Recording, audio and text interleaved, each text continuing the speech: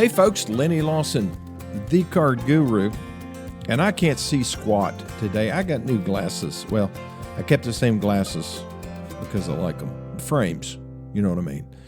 But I had to have new lenses because mine, well, what I was doing, I was mowing the yard, had my glasses in my pocket along with my phone, my front shirt pocket. And the glass on my glasses was rubbing against the glass on my phone. And it rubbed a spot on my glasses that was right in my field of view. So I couldn't have it. I had to deal with it for about a week until the new prescription came in. And it came in all right. They installed it. And I noticed when I was driving out of the place, okay, why is everything in the distance slightly blurry? And then when I got to the dealership, I always get my bifocals adjusted so that I don't have to cock my head back too far to read my computer. And many of you are saying, what does this have to do with cars? Well, I'm trying to make a point about cars. It's the importance of a test drive. So I was on a test drive with my glasses, and I wasn't happy, so I called my doctor who prescribed it. She said, give it a few days. Your eyes will adjust to the new prescription. And you know what? She was right. I've told people the same thing about a car purchase when they buy it one day and 2 or 3 days later they're having second thoughts. Not about the price of the deal or anything like that, but about the car itself. And several times I've said, give it a few days, drive it, use it the way you normally use your car, and see if you get used to it. Because it's really hard to get somebody out of a car. If I wanted to get new glass or new lenses, I get one free adjustment every time I get new lenses. That's harder with the car. So you need to work a little harder to make sure that it's right before you pull the trigger. So I was upset this weekend. I drove by a guy that lives probably, 0.7 of a mile from my house. I have to drive by his house just about every day. I know him. I've known him for probably 30 years. And he came to buy a car from me. He called first, and I gave him a price. And he said, well, I really wouldn't want to pay that much. And so we went back and forth, and then he cooled off, decided he didn't want to do anything. I said, well, just check back with me whenever you're ready. Well, he did. And he was still on a Nissan Murano. And so I gave him a price on a Nissan Murano this time. He was okay with it, but he wasn't sure his wife would be. So he went home, and I followed up with him, and he said, now we're just going to wait a little while longer. Well, this weekend, I'm driving home from a baseball game in Kingsport. I turn to go to my house and drive by his house, and there's a brand new Nissan Rogue with one of my fiercest competitors' sticker on the back of it. Now, I had suggested that he look at Rogues because they cost less. But no, he wasn't going to have a Rogue. Too small and didn't like the 3-cylinder engine. And I said, okay, we'll do this. But he went dark on me. Next thing I know, there's a brand new one sitting in his driveway. Now, I'm sorry, but I have been doing this for 48 years. That still bothers me when somebody doesn't give me the opportunity to compete and get their business. I mean, I would have sold the thing for probably several $1,000s under my cost just to keep them from buying from those yahoos. But didn't give me that opportunity. So should that bother me? Would that bother you? I think some of you are saying, yeah, well, people can do whatever they want to do. That's true. I realize that. But when you've known somebody for 30 plus years, every interaction has been good, and you're just kind of backing off to let them make a decision. You'd hope that they'd give you the last shot. But people just don't always think about that. So I'm going to let it go. If I see him in his yard, I'm not going to shoot him any gestures. No. I'm going to wave at him. I'm going to be nice. and then he'll come in for service to get his get something fixed on it, and I'll run him off. No, I won't. Now, I've realized many years ago that the best way to earn somebody's business is to give them good service. And when they come in for service, if they bought someplace else, absolutely we'll work on your vehicle. We'd love to. And if we do a good job, then maybe they'll give us a chance. Not everybody will, though. You know, they think that they can pretty much say anything or do anything to a person in the car business because we're all a bunch of crooks. Well, we're not. At least not all of us. I tell you what, I know one dealer that is obviously having a rough time on Google from a ratings standpoint. Yes, you would not believe some of the ratings this guy gets. And what I was doing was just kind of going through there, and I know for a fact that this guy pays for good Google ratings. I've had his customers tell me that. And so when he gets a bad one, they try to respond, but they don't always have any success. But it's funny, if you want to know who a dealer really is, look at their 1-star reviews. Now, if you see I might have some 1-star reviews or 2-star reviews, but it's going to be things like, oh, they didn't get my tag fast enough, or I had to wait to get some floor mats. You know, people get upset about all kinds of things. Not like this. They say, avoid this dealership at all costs. These are just some quotes that I took off of his Google ratings. I will never buy from this dealership, and I strongly warn others to stay away. They'll say anything to make a deal, even if it means taking advantage of honest, trusting people. Buyers beware. Currently, we are in litigation against this dealership. If you are seeking a new car, I absolutely suggest that you look elsewhere. Here's one. This place is the biggest scam, joke, and fraud company of the year. The $8,000 over book value is a joke. You know, if you see a bunch of those, things like that, that's a pretty good indication that they play a lot of games. Don't look at how many good ratings they have. Well, they're a 4.5 out of 5. That is meaningless. Because if a dealership pays people while they're sitting in the store and they're signing the paperwork, hey, by the way, if you will go ahead and fill out a 5-star Google rating, we'll give you a free tank of gas. Oh, sure, honey, fill that out. And so that's what they do. 5-star ratings mean nothing. Check out the 1-star ratings. That's who they really are. I'll be back in just 1 minute.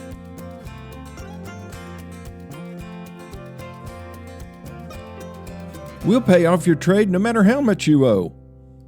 We'll pay you $10,000 over book value for your trade-in. You can buy today regardless of your credit history. You ever hear any of those claims?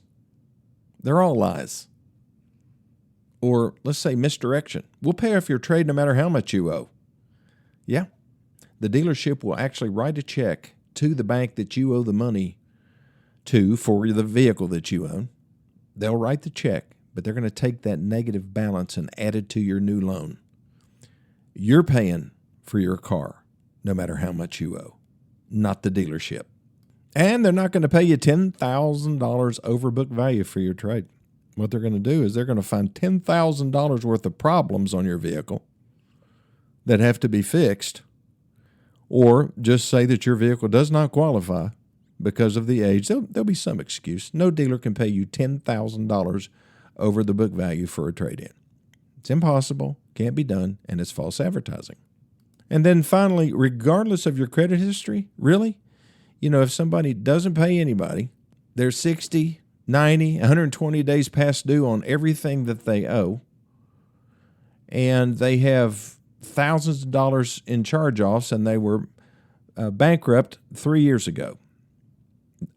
Yeah, you got a problem. You won't get financed, at least not here or anywhere, except maybe if they're desperate, a buy here, pay here car lot. So all of those claims are lies and very common. Just listen to the radio, local radio in this market, or any market that you live in this United States. You'll hear those same types of claims. And the reason is because they work.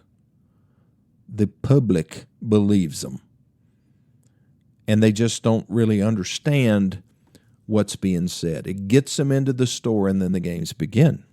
Now, I'm here to tell you that the dealers that make those claims on the radio, on the television, in the mailers, on their website, those are the ones you need to stay away from. Because when you go to that dealership, they're going to sniff out the payment buyers, which are about 80 to 90% of all buyers, and they are going to start the games. And it'll probably start with a salesperson out there on the lot saying, "What kind of monthly payment you looking for?" When they say that, that means they're trying to determine whether or not you're a payment buyer. Obviously, if you answer, "We're looking for $450 a month," they've got you. You are exactly where they want you to be from a negotiation standpoint, because you're not really thinking about how much you pay for the car, what you get for your trade-in, what the terms of the loan are, and what the aftermarket products are, the 4 targets. You're not even thinking about that. You're thinking about that monthly payment and how it's going to fit into your monthly budget. I read a Google review of that same dealership that was talking about the elderly parents that came into the store to buy a vehicle. The daughter was with them the first time. And when they left, the family made it very clear that the parents could not afford more than, it was just under $500 a month. So they packed up, went home. Parents went back the next day. They ended up paying $760 a month without the daughter there to protect them. And that's sad, but there's nothing you can do about it because that elderly couple signed the paperwork, and that dealer is not going to let them out. Guarantee it. So if you don't know what you're doing when it comes to buying a car, you need to take somebody along with you that does. And I'm talking somebody that really does, not another payment buyer who is going to fall into the same trap with you. You guys will both enjoy your time in the dungeon because that's where they're going to put you. And when you get home, it'll take maybe a couple weeks or maybe a month. Finally, you'll start thinking about it, especially when you get that first payment. That payment book arrives or it comes out of your checking account. What happened to my checking account? Well, your first payment came out, and it was supposed to be $400 a month when you set your budget, and now it's $800 a month. That's what happened to your checking account. You did it. I know this is tough talk. Sometimes you have to talk tough, especially when you're consulting with people. My dad had to do with me at times, in my life when I was apparently spending too much money on frivolous things in their mind. And, we've all been through that kind of thing. And unfortunately, some of us don't listen until it's too late. And then we're just trying to catch up. And it's, when you're paying 12, 13, 14% interest, it's hard to catch up. And when you buy a new car, you finance it for 84 months, you pay nothing down, and your normal trading cycle is every 3 to 4 years. At 3 to 4 years, you are $15,000 to $20,000 upside down. You owe $15,000 to $20,000 more on the car than it's worth. Now, will there be some bank out there that will finance you? Yeah, if that dealership has really good relationships and pays a little bit of money under the table every now and then, gives them hams at Christmas, then the bank or the financing company may just extend you some credit. But you would have been a whole lot better off if you had never showed up and if you had read the paperwork and thought about what kind of situation you're putting yourself in. But again, most people don't do that because they are overwhelmed with exuberance. They're too excited. They're getting a new car, getting a new Jeep, getting a new Bronco, or, a Hyundai. One of the things I really wanted to talk about today, and I haven't got to it, because, I was just kind of a little bit reluctant because I didn't want to offend anybody. I probably already have offended a few people. But, it's my job to review, to evaluate, to judge, to make observations based on my experience and personal opinions. And so that's what this next segment is about. Because I was watching a show the other day and they were talking about the difference between chick cars and boy cars. And you may be offended by me referring to women as chicks, but that's not that I was. They were. Okay, so a chick is a woman and a boy is a man, probably. So what are chick cars? Well, I mean, it's cars that you typically see women driving. And they kind of have now this is in my opinion, a feminine attribute. They just kind of feel like a woman's car. I don't know what else to say. I'll give you a few of them. Now, this is what they were saying. Toyota Camry and a Honda Accord. I agree with that. Most of the Camrys and Accords that I see are driven by women. And men really don't drive many cars anymore. You know, as an example, a boy car would be not a car at all, a full-size truck, either a F-150 or 250, Silverado, Ram. But I think that we need another category, and that would be old people cars. You know, people like me. What do they normally drive? Well, the first one I thought of was any Buick. If you drive a Buick, you're either old or you think old. Again, these are personal opinions. Let's go back to chick cars. You know, this one would have never appeared in a chick car category until a few years ago when the duck craze started. Yes, the Jeep Wrangler is now a chick car, especially if the whole dashboard is lined up full of little rubber duckies. You have to have seen them out there. But that rubber duck thing has moved the Jeep Wrangler out of the boy cars and into the chick cars. So a Bronco, though, you'll see no rubber ducks on Broncos, so it's a boy car. A geezer car or an old person car would be a Honda CR-V. I guarantee every time you see somebody driving a Honda CR-V, they are over 55. And if you're not, my apologies. Okay, back to the chick car. Now, the Bronco is a man car or a boy car. The Bronco Sport is a chick car. It's softer. It's based on a Ford Escape chassis, and men don't drive Ford Escapes. Some other chick cars, and I'll run down the list due to the interest of time. Kia Telluride is a chick car. Any Mercedes SUV, definitely chick cars. A Toyota Prius is a chick car. Any Tahoe, Suburban, or Expedition. This used to be boy cars. You know, men would drive Tahoes and things like that. But now, anytime you see a Tahoe, Suburban, or Expedition being driven, it's now driven by women. Any Hyundai is men don't buy Hyundais. They're women. Now, let me rephrase that. Men drive Hyundais, but women make them buy them. That's my opinion. I'll be back in just 1 minute.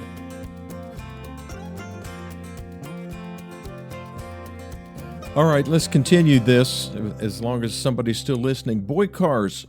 Well, I already said full-size trucks, Bronco. Honda Civic, believe it or not, is a boy car. The Accord is not. The Civic is, because all you ever see these young guys driving around in these little Honda Civics and they soup them up and so forth. So Mustangs are boy cars. Porsche 911, definitely a boy car. Volkswagen Golf R, not a regular Golf, the R version or the GTI version. Never see girls driving those. It's always going to be a guy. See, we are different. And I can't forget the Dodge Challenger, or Chrysler, whatever it's called now. The Challenger and the Charger. Well, they don't make the Challenger anymore. They just make the Charger. And those are always guys, and they're always weightlifters. And they wear their hats backwards, their baseball hats. Okay, I wanted to go through this geezer car list because I think it's important. We said Buick, Honda CR-V, Honda Ridgeline. Yeah, you're not going to find a young person, male or female, driving a Honda Ridgeline. That is an old man truck, if there ever was one. This is surprising. Chevy Corvette.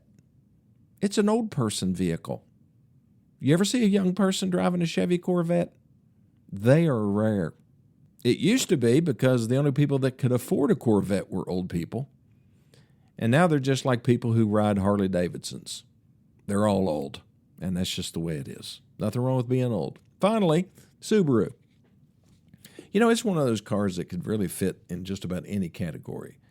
A Subaru is either driven by an old person or somebody in a highly technical field, usually engineers.